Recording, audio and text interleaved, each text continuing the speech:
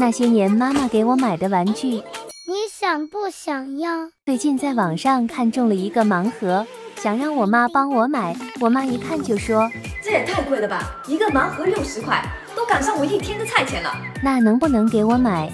能。没想到我妈会给我买盲盒，太惊喜了。我妈说了，这是批发盲盒，里面都是各种惊喜潮玩，20块钱就能买50个，一个只要4毛钱，1天拆一个，可以拆2个月，50天。意不意外？开不开心？我妈真的太小看我了，这些盲盒我不用1个小时就能拆完，就是这里面能拆出什么惊喜潮玩呢？1颗玉米软糖。什么时候玉米软糖也成为惊喜潮玩了？我都不敢相信。我妈说这拆盲盒玩的不就是心跳和刺激吗？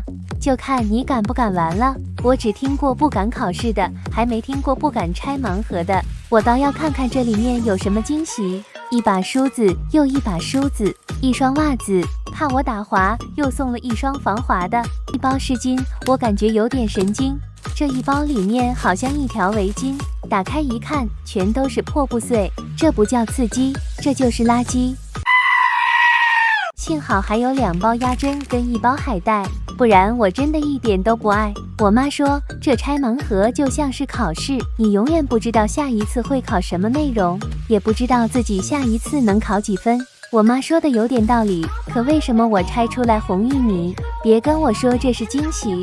我妈说了，再难的试卷也得考完，自己要的盲盒，笑着也得拆下去。国际电工，你充不充？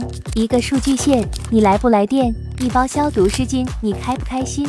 一包2型弹簧，到底有完没完？3根掏耳神器，千万不要生气。再来1双袜子，千万不要气死。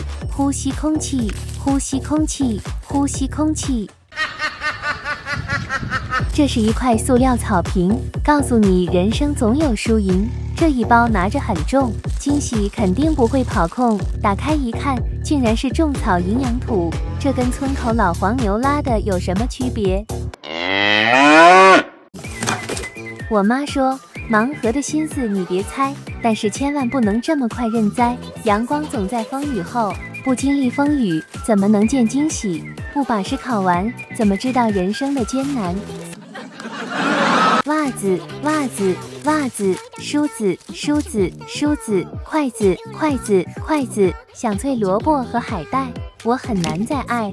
几个生日大气球，拆盲盒不能强求。1包隔离专用面罩，早拆你就早知道。1包神奇的去尘胶，好好学习不要作妖。买1送1大糍粑，买盲盒还得看你妈。1块菠萝大橡皮，我现在反悔还来不来得及。最后一个最惊喜，破布垃圾送给你，送给你。可能受伤，那也无妨。人生再长也不长。I pop you, I pop it.